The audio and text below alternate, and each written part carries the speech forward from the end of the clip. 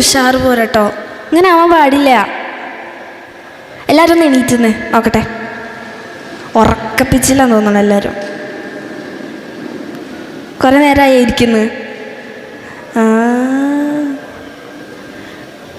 ഉഷാറായോ? ഇനി എണീപ്പിച്ചതിന് എന്നെ പ്രാകരുത്. ഇനി ഇരുന്നോ.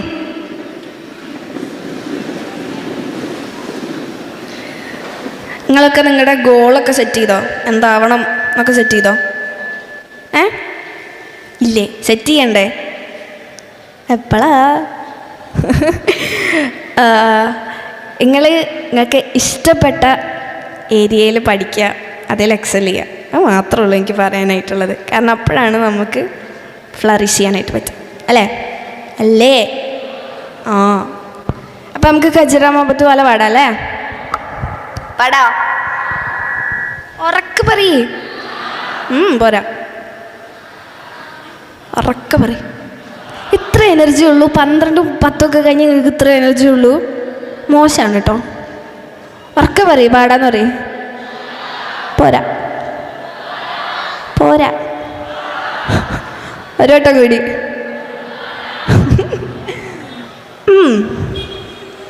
ഓക്കെ.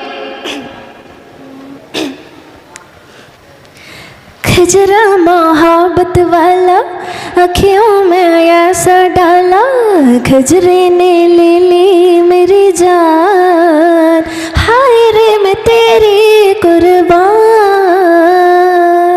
ഉഷാറായിട്ടിരുന്ന അങ്ങനെ ഇരിക്കണം. അപ്പം നമുക്ക് ഭയങ്കര സന്തോഷമാണ് അല്ലേ? നിങ്ങളൊക്കെ ഫുൾ A+ ആരാ? ഫുള്ളും 9. ഇതാണെങ്കിലും അടിപൊളി ആൾക്കാരാണ്. നിങ്ങൾ പഠിച്ച് ഇത്രയും വരെ എത്തിച്ചല്ലോ. എന്തായാലും അതിൽ ഭയങ്കര സന്തോഷമുണ്ട്. ഞാനൊക്കെ 10 പഠിക്കുന്ന സമയത്ത് ഞാൻ ICSE സിലബസാണ് പഠിച്ചത്. അപ്പോൾ ഭയങ്കര ലോഡായിരുന്നു പഠിക്കാൻ. ഭയങ്കര വെച്ചാൽ അത്യാവശ്യം നല്ലോണം ഉണ്ടായിരുന്നു. ആ സമയത്ത് 10ാം ക്ലാസ് ഭയങ്കര പേടിയായിട്ട് 10ാം ക്ലാസ് ആകുമ്പോഴത്തേക്ക് ലോകം അവസാനിക്കണമെന്ന് പ്രാർത്ഥിച്ച് നടന്ന ഒരാളാണ് ഞാൻ. ഇന്നിപ്പോൾ ഞാൻ 10ഉം കഴിഞ്ഞ് +2 കഴിഞ്ഞ് ഡിഗ്രിയും കഴിഞ്ഞ് ഇപ്പോൾ അതാ PG കഴിയാറായി. അപ്പോൾ നമ്മളങ്ങനെ പരീക്ഷനൊക്കെ പേടിച്ച് നടന്നിരുന്ന ഒരാളാണ് ഞാൻ. പക്ഷേ ഇവഞ്ച്വലിയാണ് നമുക്ക് മനസ്സിലാവുക ജീവിതം തന്നെ ഏറ്റവും വലിയൊരു പരീക്ഷയാണ്. അതിലിങ്ങനെ നമ്മൾ സ്കൂളിൽ പഠിക്കുമ്പോൾ quarterly, half yearly, annual exam പോലെ ഇതൊരു ഇൻ്റർവെല്ലില്ലാത്ത അല്ലെങ്കിൽ ഒരു ഈക്വലി ഇൻ്റർവെല്ലില്ലാത്ത ഒരു പരീക്ഷ തന്നെയാണ് ശരിക്കും പറഞ്ഞാൽ നമ്മുടെ ലൈഫ്. അപ്പം ചിലപ്പോൾ പല പ്രസംഗങ്ങളിലായിട്ട് നിങ്ങൾ അറിഞ്ഞിട്ടുണ്ടാവും ഞാനൊരു പാലിയേറ്റീവ് കെയറിലെ ആക്റ്റീവായിട്ടുള്ളൊരു ആളാണെന്ന്. എനിക്ക് അറിയില്ല ഈ വൈകിയ വേളയിൽ എന്താണ് കാര്യമായിട്ട് പറയേണ്ടതെന്ന് ഞാനിങ്ങനെ ആലോചിക്കേണ്ടായിരുന്നു. ഞാൻ എല്ലാവരെയും ഇങ്ങനെ നോക്കണ്ടായിരുന്നു. അപ്പം എനിക്ക് പറയാൻ എൻ്റെ ലൈഫിൽ ഉണ്ടായ ഒരു അനുഭവം അത് ഞാൻ നിങ്ങളോട് പറഞ്ഞുതരാം. നിങ്ങൾക്കിപ്പോൾ കണ്ടാൽ തന്നെ മനസ്സിലാവും സ്വാഭാവികമായിട്ട് 2 കൈയും 2 കാലിനും ബുദ്ധിമുട്ടുള്ള ഒരാളാണ് ഞാൻ. പക്ഷേ എൻ്റെ ജീവിതത്തിൽ ഏറ്റവും കൂടുതൽ റിയലൈസേഷൻ ഉണ്ടായിട്ടുള്ളത് പാലിയേറ്റീവ് കെയറിൽ വന്നതിന് ശേഷമാണ്. അതിനു മുന്നേ വരെ എന്നെക്കാളും പ്രയാസങ്ങൾ അനുഭവിക്കുന്ന ആളുകളെ നോക്കുമ്പോൾ ഞാൻ കുറച്ചും കൂടി അനുഗ്രഹിക്കപ്പെട്ടവളാണ് എന്ന് മനസ്സിലാക്കാനുള്ള ഒരു പോയിൻ്റ് വരെ ഞാൻ എത്തിയിട്ടുണ്ടായിരുന്നു. പക്ഷേങ്കിലും ഞാൻ കോഴിക്കോടുള്ള ഇൻസ്റ്റിറ്റ്യൂട്ട് ഓഫ് പാലിയേറ്റീവ് മെഡിസിനിലെ ഒരു വോളണ്ടിയറാണ്. എൻ്റെ ഉമ്മയും വോളണ്ടിയറാണ്. അതിൻ്റെ ഡയറക്ടറായിട്ടുള്ള ഡോക്ടർ അൻവർ എൻ്റെ ഏറ്റവും പ്രിയപ്പെട്ടൊരു നല്ല മനുഷ്യനാണ്. അദ്ദേഹം ഇന്നിവിടെ എത്തിയിട്ടുണ്ട് എൻ്റെ കൂടെ. അദ്ദേഹത്തിൻ്റെ മോനും എല്ലാവരും ഉണ്ട്. അപ്പം ഞാൻ പാലിയേറ്റീവിൽ കുറച്ച് ഒരു ഡിഗ്രി പകുതിയൊക്കെ ആയ സമയത്തായിരുന്നു ഞാൻ പാലിയേറ്റീവിൽ തുടങ്ങിയിട്ടുണ്ടായിരുന്നത്. അപ്പം നമ്മൾ അവിടുത്തെ ഒരു ട്രെയിനിങ് ഉണ്ട്, ഒരു 3 ദിവസത്തെ ട്രെയിനിങ്. അത് കഴിഞ്ഞിട്ടുണ്ടെങ്കിൽ വേദന അനുഭവിക്കുന്ന ഒരുപാട് ആളുകളുടെ അടുത്തേക്ക് ചെല്ലാനും അവരുമായിട്ട് ഇടപഴകാനുള്ള ഒരു അവസരം വോളണ്ടിയേഴ്സ് എന്ന നിലയിൽ നമുക്കുണ്ടാവാറുണ്ട്. അങ്ങനെ ഇരിക്കെ ഞാനൊരു പെൺകുട്ടീനെ പരിചയപ്പെട്ടു. നിങ്ങളെപ്പോലെയൊക്കെ ടീനേജേഴ്സിലായിരുന്നു ആ കുട്ടി ഉണ്ടായിരുന്നത്. എനിക്ക് തോന്നുന്നു അവൾക്കൊരു 17-16 വയസ്സ് ഒക്കെ ഉണ്ടാവുള്ളൂ. പക്ഷേ നമ്മളെപ്പോലെ ആയിരുന്നില്ല. നമുക്ക് ഇപ്പം എന്താ ശരിക്കും സുഖമാണ്. ഇയാളെന്ത് വെറുതെ തലാട്ടണേ? നമ്മളെപ്പോലെ ഒന്നല്ല, ഭയങ്കര ഡിഫറെൻ്റ് ആയിട്ടുള്ളൊരു കുട്ടിയായിരുന്നു. അതായത് ആ കുട്ടീൻ്റെ ശരീരത്തിൽ ക്യാൻസർ ഉണ്ടായിരുന്നു. നമുക്ക് ശരിക്കും മനസ്സിലാവായിട്ടാണ്. കാരണം നമ്മളെല്ലാ ദിവസവും എണീച്ച് നടക്കുന്നത്, നമ്മുടെ സ്വന്തം കാര്യങ്ങൾ സ്വന്തമായിട്ട് ചെയ്യാനായിട്ട് പറ്റുന്നുണ്ട്. അപ്പം നമുക്ക് അതിൻ്റെ ഒരു വലിപ്പം മനസ്സിലാക്കാനായിട്ട് ചെറിയൊരു ബുദ്ധിമുട്ടുണ്ടാവും. എന്തെങ്കിലും ഒന്നിൻ്റെ ആബ്സെൻസ് വരുമ്പോഴാണ് അതിൻ്റെ വലിപ്പം നമുക്ക് മനസ്സിലാവുക, അല്ലേ? തലവേദന എടുക്കുമ്പോഴാണ് തലവേദന ഇല്ലായിരുന്നെങ്കിൽ എന്നുള്ളതിൻ്റെ സുഖം നമുക്ക് മനസ്സിലാവാം, അല്ലേ? അതേപോലെ ഈ കുട്ടീനെ ഞാൻ പരിചയപ്പെട്ടു. എനിക്ക് ഭയങ്കര ഇഷ്ടമായി. നല്ലൊരു പാവമായിട്ടുള്ളൊരു മോളായിരുന്നു. അവൾക്ക് കുറേ ഇക്കാക്കന്മാരൊക്കെ ഉണ്ട്. അവളുടെ ഉമ്മ എപ്പോഴും കൂടെ ഉണ്ടാവാറുണ്ട്. അങ്ങനെ പലപ്പോഴായിട്ട് പാലിയേറ്റീവിൽ ഇങ്ങനെ പോകുന്ന സന്ദർഭത്തിൽ ഇവളെ കാണാറുണ്ട്, അടുത്ത് പോയിരിക്കാറുണ്ട്, എനിക്ക് പറ്റുന്ന പോലെ സമയം ചെലവഴിക്കാറുണ്ട്, പാട്ട് പാടിക്കൊടുക്കാറുണ്ട്. വീൽ ചെയറിലിരുത്തിയിട്ട് IPMൻ്റെ ക്യാമ്പസിൽ ചുറ്റും പോവാറൊക്കെ ഉണ്ട്. അപ്പം സ്വാഭാവികമായിട്ടും നമുക്ക് പ്രയാസം അനുഭവിക്കുന്ന ഒരാൾ എന്ന് പറയുമ്പോൾ കുറച്ച് എക്സ്ട്രാ സ്നേഹം നമ്മൾ കൊടുക്കാനായിട്ട് ശ്രമിക്കും, അല്ലേ? പക്ഷെ ഒരിക്കലും ഒരു സഹതാപമോ അങ്ങനെ ഒന്നും ആഗ്രഹിച്ചിരുന്നില്ലാത്ത, നല്ലോണം ക്രാഫ്റ്റും അതേപോലെ ചിത്രമൊക്കെ വരയ്ക്കുന്ന ഒരു മിടുക്കിയായിട്ടുള്ളൊരു കുട്ടിയായിരുന്നു അവൾ. പേര് ഞാൻ പറയുന്നില്ല. അങ്ങനെ ദിവസവും തോറും അവളുമായിട്ടുള്ളൊരു കമ്പനി അടുത്തുകൊണ്ടിരിക്കുകയായിരുന്നു. അതേപോലെ തന്നെ നമുക്ക് വിചാരിക്കാൻ പറ്റാത്തതിലേറെ വേദനയും അതേപോലെ ക്യാൻസറും ശരീരത്തിൽ മൊത്തം പടർന്നു പിടിക്കുന്നുണ്ടായിരുന്നു. ഒരു ദിവസം അവളൊരാഗ്രഹം പറയുണ്ടായി. അവൾക്ക് ബീച്ച് കാണണമെന്ന്. ഭയങ്കര പ്രയാസത്തിലൂടെയും അതേപോലെ നമ്മൾ ദിവസങ്ങൾ എണ്ണപ്പെട്ടു എന്ന് പറയൂലേ, അങ്ങനത്തെ ഒരു സാഹചര്യത്തിലായിരുന്നു ആ കുട്ടി ഉണ്ടായിരുന്നത്. അപ്പോൾ ഇവളൊരാഗ്രഹം പറഞ്ഞു, അവൾക്ക് കോഴിക്കോട് ബീച്ച് കാണണമെന്ന്. അങ്ങനെ പെട്ടെന്ന് തന്നെ നമ്മൾ കുറച്ച് വോളണ്ടിയേഴ്സും അൻവർജിയും നമ്മളെല്ലാവരും കൂടി അവളെ ബീച്ചിൽ കൊണ്ടുപോകാനായിട്ട് പ്ലാൻ ഇട്ടു.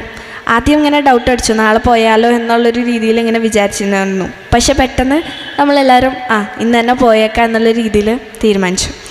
അങ്ങനെ നമ്മൾ ഇവളെ കൂട്ടിയിട്ട് ബീച്ചിൽ പോയി. ഇങ്ങനെ ബീച്ചിലെത്തിയപ്പോൾ ആൾ വീൽ ചെയറിലാണ്, നടക്കാൻ ബുദ്ധിമുട്ടുണ്ട്. അപ്പോൾ ബീച്ചിൻ്റെ ഇൻ്റർലോക്കൊക്കെ ചെയ്ത സ്ഥലത്ത് അവൾ ഇറക്കിയപ്പം അവൾ പറഞ്ഞു, പൂഴിയിലേക്ക് ഇറക്കാൻ പറ്റുമോ ചോദിച്ചു. കുറച്ച് നേരം അവിടെ ഇരുന്ന് സൺസെറ്റൊക്കെ ഒന്ന് ആസ്വദിച്ച് കഴിഞ്ഞപ്പോൾ. അപ്പം വീൽ ചെയറിൽ പൂഴിയിലേക്ക് ഇറക്കാൻ അത്യാവശ്യം ബുദ്ധിമുട്ടാണ്, കുറച്ച് ആളുകളുടെ സഹായം വേണം.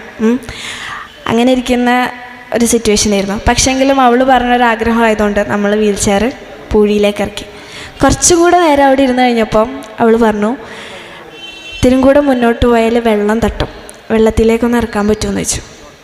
ഇത് കേൾക്കുമ്പോൾ നമുക്കുള്ളിലിങ്ങനെ തട്ടുന്നുണ്ട്.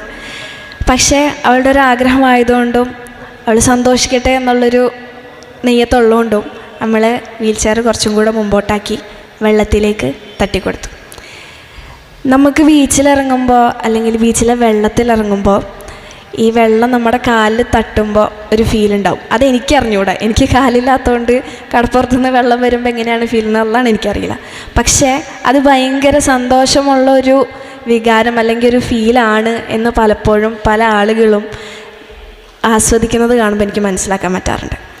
അങ്ങനെ വീൽ ചെയർ മുമ്പോട്ട് നീക്കി തിരമാലകൾ വന്ന് ഇവളുടെ കാലിലിങ്ങനെ തട്ടുന്നുണ്ടായിരുന്നു. പക്ഷേ അത് സെൻസ് ചെയ്യാനായിട്ട് അവളുടെ കാലുകൾക്ക് സാധിക്കുന്നുണ്ടായിരുന്നില്ല.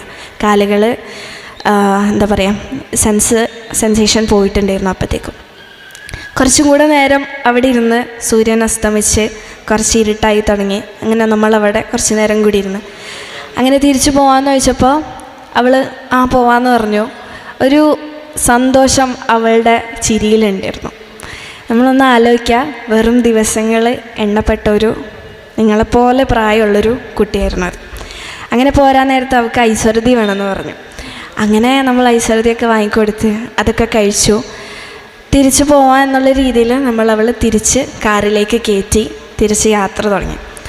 നമ്മൾ തിരിച്ച് ഹോസ്പിറ്റലിലേക്ക് എത്തിയതിന് ശേഷം അവൾക്ക് പെട്ടെന്ന് എന്തോ വയ്യായിക പോലെ തോന്നി. അങ്ങനെ ഡോക്ടറൊക്കെ വന്ന് നോക്കി, കുഴപ്പമില്ല എന്നൊക്കെ പറഞ്ഞു.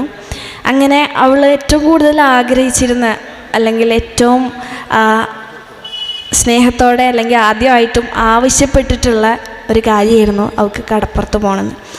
അത് സാധിച്ചു കൊടുക്കാൻ പറ്റിയതിലുള്ള സന്തോഷം, അവളുടെ ആ സന്തോഷത്തിൽ പങ്കുചേരാനായിട്ട് നമ്മളെല്ലാവരും കൂടെ ഉണ്ടായിരുന്നല്ലോ എന്നൊരു മനസ്സമാധാനം എനിക്കുണ്ടായിരുന്നു. അങ്ങനെ ഇവളെ ഹോസ്പിറ്റലിൽ കൊണ്ടാക്കി തിരിച്ച് ഞാൻ വീട്ടിൽ പോയി.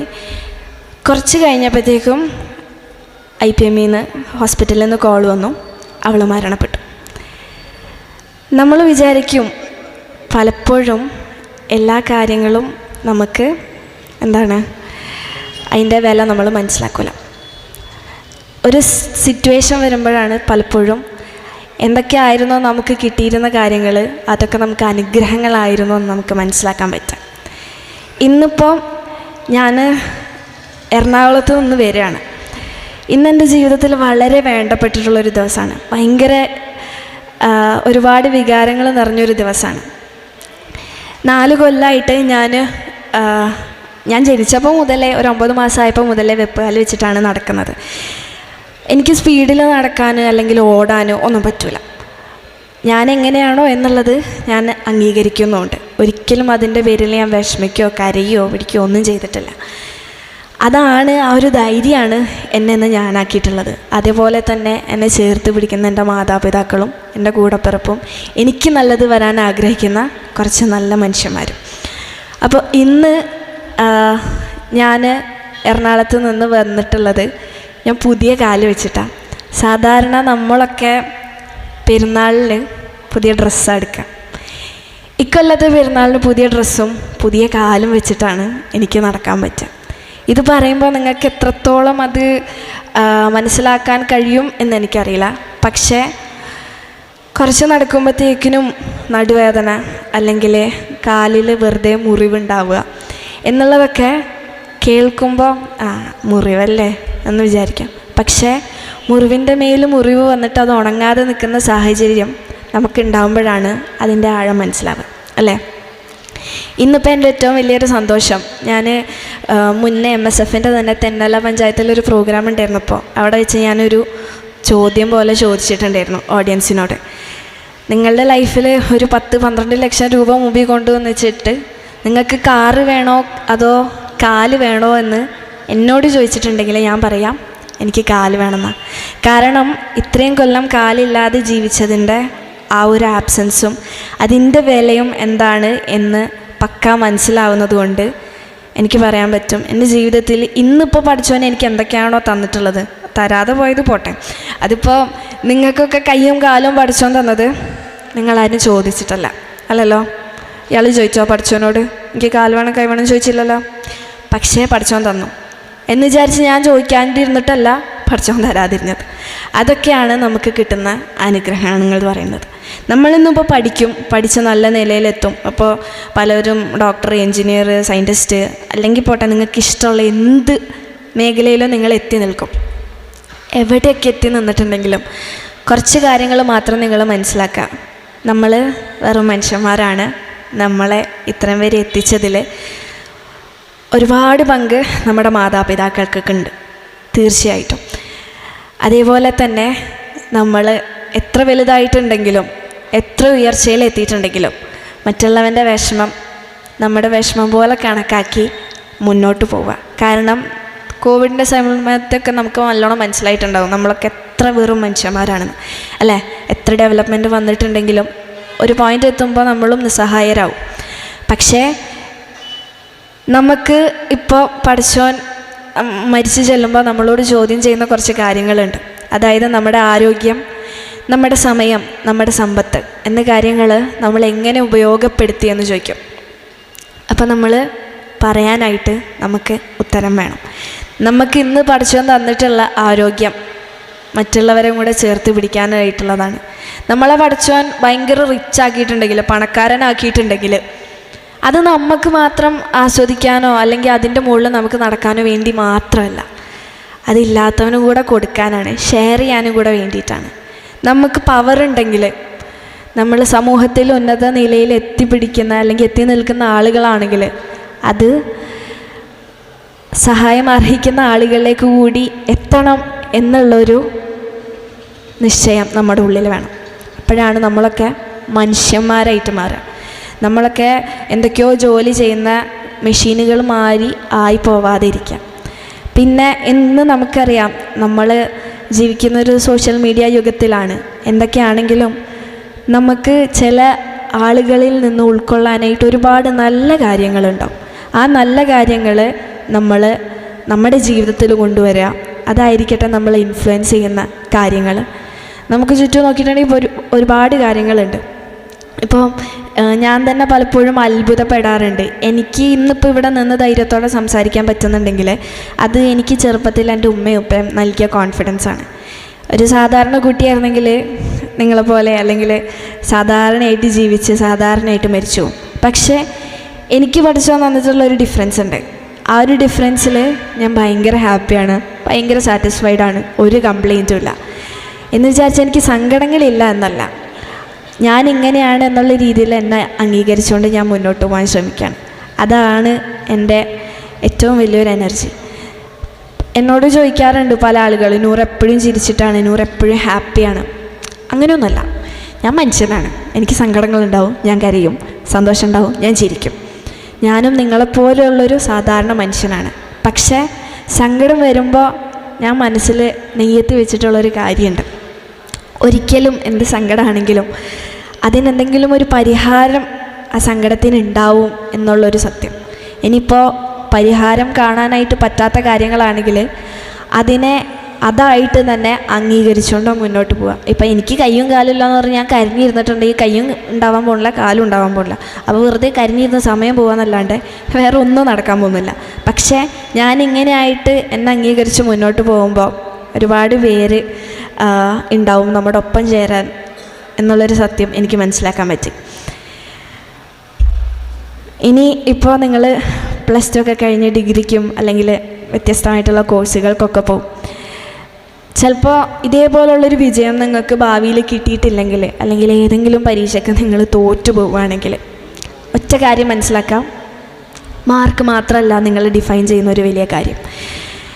ഈ പഠിക്കുന്ന കാര്യങ്ങൾ അല്ലെങ്കിൽ ഇത്രയും കൊല്ലം 10 മുതൽ ഇപ്പോൾ UKG മുതൽ നമ്മൾ എത്ര കൊല്ലം പഠിക്കുന്നോ അത്രയും കാലം നമ്മൾ പഠിച്ചതിൻ്റെ ആ വിദ്യാഭ്യാസത്തിൻ്റെ വില നമ്മൾ കാണിക്കുന്നത് നമ്മൾ ചെയ്യുന്ന നല്ല കർമ്മങ്ങളിലൂടെയാണ്.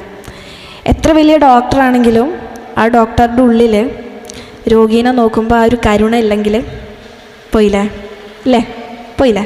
പക്ഷേ ചില ഡോക്ടർമാരുണ്ട് നമുക്ക് കണ്ടാൽ തന്നെ നമ്മുടെ അസുഖം മൊത്തം മാറും, മരുന്ന് പോലും വേണ്ടി വരില്ല. അങ്ങനെ നന്മയുള്ള നല്ല മനുഷ്യന്മാരായിട്ട് നമുക്ക് മാറാൻ സാധിക്കട്ടെ. ഞാൻ ഈ വൈകിയ വേളയിൽ അധികം വലിച്ചു നീട്ടുന്നില്ല.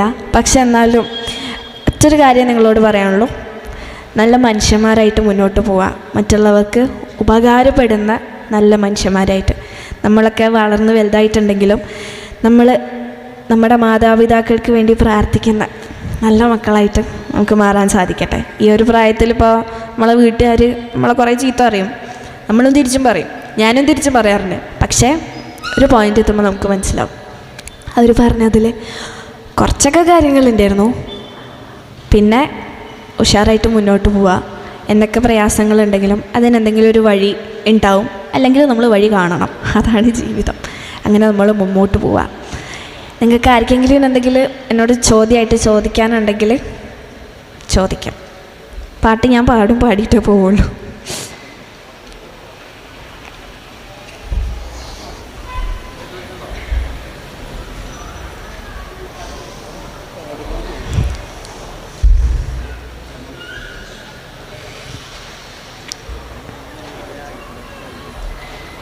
ആർക്കെങ്കിലും എന്തെങ്കിലും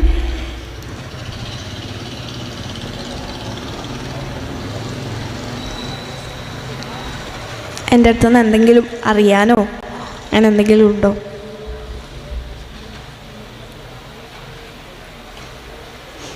എല്ലാവരും അങ്ങോട്ടും ഇങ്ങോട്ടും നോക്കിയിരിക്കുക.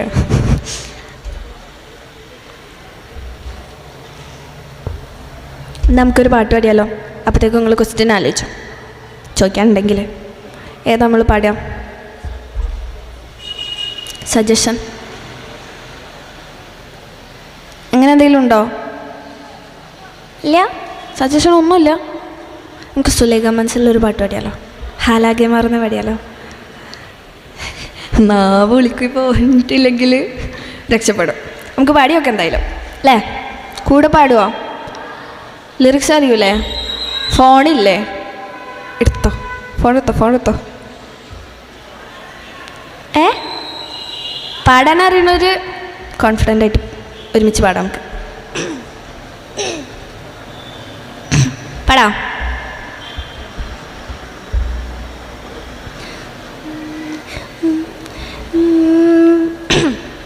പടയാളികളായിരമായിരമായി സമരോത്സുകരായി പടയോടിയ പാവന ഭൂമിക താണ്ടിയ സംഹിതയായി പല കൽപ്പനകൾ കവികൾ പണിതിട്ടൊരു സംഭവമായി പല പാമര മാനവ മാനസ സങ്കട സംഗതിയായി ചിന്തപ്പൂന്തോട്ടത്തെ ചന്തത്തിനാള് ശങ്കപ്പൂമ്പാറ്റി തിന്നിപ്പാറല്ലി നെഞ്ചിറകടി സിൽസിലയാലെ മധുപൊടിയണ പനി വളരാകെ പൂമ്പൊടി തടി ചെന്തണ് പൂങ്കവിൾ ചോക്കണ് പൂതികളായിരം പൂവിതളാകണ് പൂത്തു നിൽക്കണ് പാട്ട് പാടണ് മോഹത്തോടെ തന്മനതിലെ മണിയറിയാലെ നിറമലരണി വർണ്ണനയാലെ സുപ്രിയ രസപദന സരിഗമ പദന സരസമതിൽ ഉലകമേ അതിർതമോടി സുവർഗത്തിങ്കൾ എത്തിയെന്നാളെ ഹാലേതാ ഹാലി നിന്നെ കണ്ടാലാകെ ഹാലാകെ മാറുന്നേ ഹാലേതാ ഹാലി നിന്നെ കണ്ടാലാകെ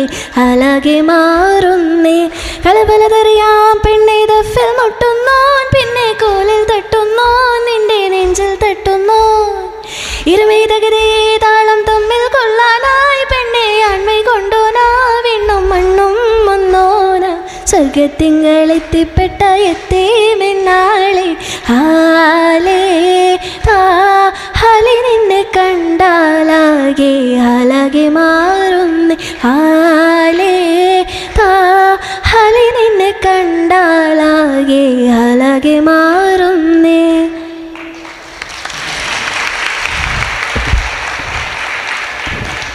ഇടയ്ക്കെത്തിയപ്പോൾ ശ്വാസം മുട്ടിപ്പോയി. അതാണ് ഉണ്ടായത്. ഇനി ആർക്കെങ്കിലും ചോദിക്കാനുണ്ടോ? നിങ്ങൾ ഫ്രീ ആയിട്ട് ചോദിച്ചോ. ശരിക്കും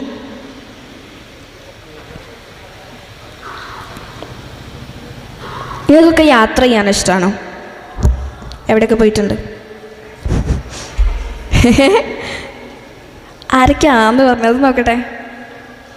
ഇപ്പം ആരുടെ കേൾക്കില്ല. യാത്ര ചെയ്യാറുണ്ടോ? കേട്ടില്ല. പറയണ്ടേ, എവിടെയൊക്കെ പോയിട്ടുണ്ട്?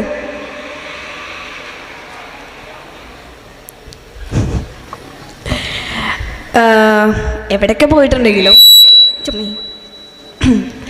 നിങ്ങൾ എവിടെയൊക്കെ പോയിട്ടുണ്ടെങ്കിലും എനിക്ക് എൻ്റെ ജീവിതത്തിൽ നിന്ന് മനസ്സിലാക്കാൻ പറ്റിയൊരു കാര്യമുണ്ട്. നമ്മൾ ഈ ബുക്കിൽ നിന്നൊക്കെ പഠിക്കുന്നതിനേക്കാളും കുറേ അറിവ് നമുക്ക് യാത്രകളിലൂടെ കിട്ടും. അപ്പോൾ നമ്മളൊരു സ്ഥലത്ത് പോയിട്ടുണ്ടെങ്കിൽ, എനിക്കൊക്കെ ഒരു സ്ഥലത്ത് പോയിട്ടുണ്ടെങ്കിൽ ആ സ്ഥലത്തിനെ പറ്റിയിട്ടുള്ള ചരിത്രം പറഞ്ഞു തന്നിട്ടുണ്ടെങ്കിൽ കുറേയെങ്കിലുമൊക്കെ നമ്മുടെ തലയിലുണ്ടാവും. ചിലപ്പോൾ അത് നമ്മൾ ബുക്കിൽ നിന്ന് കിട്ടാത്തതായിരിക്കും. അപ്പം എനിക്ക് പലപ്പോഴും തോന്നാറുണ്ട്, യാത്ര ചെയ്യുമ്പോൾ നമ്മൾ പുതിയ കുറേ ആൾക്കാരെ കാണും, പുതിയ കുറേ അറിവ് കിട്ടും, പുതിയ ആളുകളുടെ ജീവിതാനുഭവങ്ങൾ നമുക്ക് മനസ്സിലാവും. അങ്ങനെ ഒരു എന്താ പറയുക, മൊത്തത്തിലൊരു കുറേ ഫ്രണ്ട്സും കുറേ അറിവും കുറേ കോൺട്രിബ്യൂഷനും നമ്മുടെ ലൈഫിലോട്ട് യാത്രകൾ തരാറുണ്ട്. ഞാൻ പല വേദികളിലും പറയാറുള്ളൊരു കാര്യമാണ്, എനിക്ക് ഏറ്റവും കൂടുതൽ സന്തോഷം കിട്ടിയിരുന്നത് യാത്ര ചെയ്യുമ്പോഴാണ്. അത് ഞാൻ ഏറ്റവും സന്തോഷത്തോടെ എടുത്തു പറയാൻ ആഗ്രഹിക്കുന്നതും ഞാൻ ഡിഗ്രിയിൽ പഠിക്കുമ്പോൾ ടൂറ് പോയിരുന്നൊരു കാര്യമാണ്. പലപ്പോഴായിട്ട് നിങ്ങൾ കേട്ടിട്ടുണ്ടാവും, 500 സ്റ്റെപ്പുകൾ കയറിയിട്ട് ഏറ്റവും മുകളിലൊരു മൈസൂരിൻ്റെ അടുത്തുള്ളൊരു ഹിൽ ടോപ്പിൻ്റെ അടുത്ത് എനിക്ക് പോകാനായിട്ട് സാധിച്ചിട്ടുണ്ടായിരുന്നു. അപ്പം എനിക്ക് 2 കാലും ഇല്ല, അല്ലെങ്കിൽ സ്റ്റെപ്പ് കയറാൻ ബുദ്ധിമുട്ടാകുമോ, നടക്കാൻ ബുദ്ധിമുട്ടാകുമോ എന്നൊക്കെ കുറേ പേരെന്നോട് പറഞ്ഞിട്ടുണ്ടായിരുന്നു. പക്ഷേങ്കിലും അതല്ല എന്നെ ഡിഫൈൻ ചെയ്യുന്നത്, എൻ്റെ കപ്പാസിറ്റി അതല്ല എന്നുള്ളൊരു ധൈര്യം എനിക്കുണ്ടായിരുന്നു. അതുകൊണ്ട് എനിക്ക് 500 സ്റ്റെപ്പും കയറി അതിൻ്റെ മുകളിൽ എത്താനായിട്ട് സാധിച്ചിട്ടുണ്ടായിരുന്നു. പോണ വഴിക്ക് അത്യാവശ്യം കുറച്ച് ടാസ്ക്കൊക്കെ ആയിരുന്നു, കാരണം സ്റ്റെപ്പെന്ന് പറയാൻ പറ്റുന്ന രീതിയിലുള്ള സ്റ്റെപ്പുകളൊന്നും ആയിരുന്നില്ല. പക്ഷേങ്കിലും അതിന് മുകളിലെത്തിയപ്പോൾ ഭയങ്കര ഒരു സന്തോഷം ഉണ്ടായിരുന്നു. അത് ഒരു പക്ഷേ ഞാൻ ആ ഒരു റിസ്ക് എടുത്ത് കയറിയിട്ടുണ്ടായിരുന്നില്ലെങ്കിൽ എനിക്ക് ഇന്നിവിടെ പറയാനായിട്ട് അത് പറ്റൂലായിരുന്നു. അപ്പം നമ്മുടെ ജീവിതത്തിൽ പല ഓപ്പർച്യൂണിറ്റീസ് വരും, അത് നമുക്ക് വേണ്ടിയിട്ട് കാത്തു. അപ്പം നിങ്ങൾക്കാർക്കും ചോദ്യങ്ങൾ ചോദിക്കാനില്ല എന്ന് ഉറപ്പാണോ? ഉറപ്പാ? ഇത്രയും നേരം ഞാൻ അവിടെ നിന്ന് ഡയലോഗ് അടിച്ചിട്ട് ആർക്കും ഒന്നും ചോദിക്കാനില്ല. ശേ, എന്നാലും ഓക്കെ. അപ്പം നിങ്ങൾക്ക് അങ്ങനെ ഒന്നും ചോദിക്കാനില്ലാത്തൊരു സാഹചര്യത്തിൽ നമുക്കൊരു പാട്ട് കൂടെ പാടിയിട്ട് നിർത്തിയാലോ? ഏത് പാട്ടാ പാടാം? ഖജുറ മുഹബത്ത് വാല പാടാം.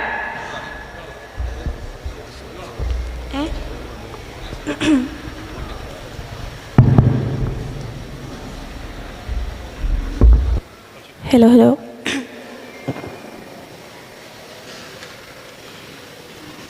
ഖജുറ മുഹബത്ത് വാല പാടാം അല്ലേ? വേറെ എന്തെങ്കിലും സജഷൻ ഉണ്ടായിരിക്കെങ്കിലും അത് പാടാം എന്തായാലും.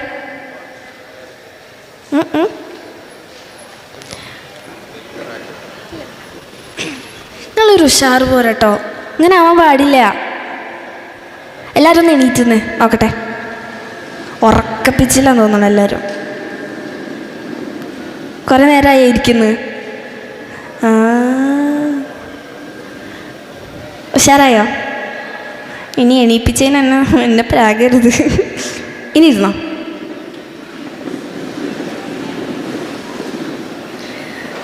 നിങ്ങളൊക്കെ നിങ്ങളുടെ ഗോളൊക്കെ സെറ്റ് ചെയ്തോ? എന്താവണം എന്നൊക്കെ സെറ്റ് ചെയ്തോ? ഇല്ലേ? സെറ്റ് ചെയ്യണ്ടേ? എപ്പോഴാ?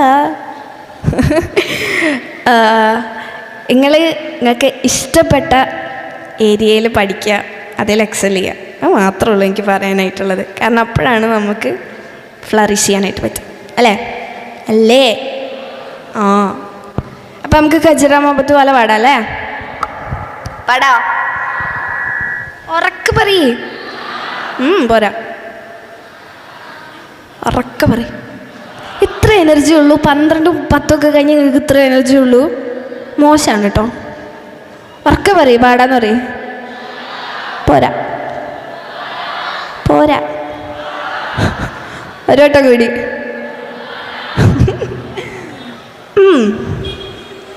ഓക്കെ. खजरा मोहब्बत वाला अखियों में ऐसा डाला, खजरे ने ले ली मेरी जान, हाय रे मैं तेरी कुर्बान। दुनिया है मेरे पीछे लेकिन मैं तेरे पीछे, अपना बना दे मेरी जान, हाय रे मैं तेरी कुर्बान। खजरा मोहब्बत वाला अखियों में ऐसा डाला, खजरे ने ले ली मेरी जान, हाय रे मैं तेरी कुर्बान। आई हो कहाँ से गोरे आंखों में प्यार लेके, आई हो कहाँ से गोरे आंखों में प्यार लेके, चढ़ती जवानी की ये पहले बहार लेके, दिल्ली शहर का सारा मीना बाजार लेके, दिल्ली शहर का सारा मीना बाजार लेके, झुमका बरेली वाला कानों में ऐसा डाला, झुमके ने ले ली मेरी जान, हाय रे मैं तेरी कुर्बान। खजरा मोहब्बत वाला अखियों में ऐसा डाला, खजरे ने ले ली मेरी जान, हाय रे मैं तेरी कुर्बान, हाय रे मैं तेरी कुर्बान। Thank you.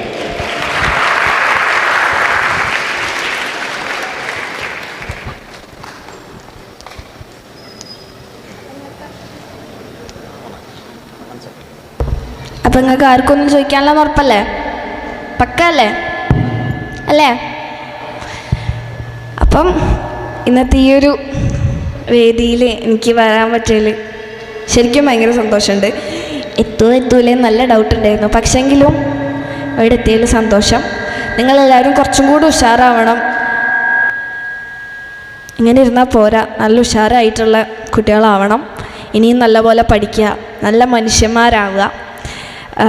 തീർച്ചയായിട്ടും നിങ്ങൾ ഉദ്ദേശിക്കുന്ന ഉയരങ്ങളിലേക്കൊക്കെ നിങ്ങൾ എത്തിച്ചേരട്ടെ.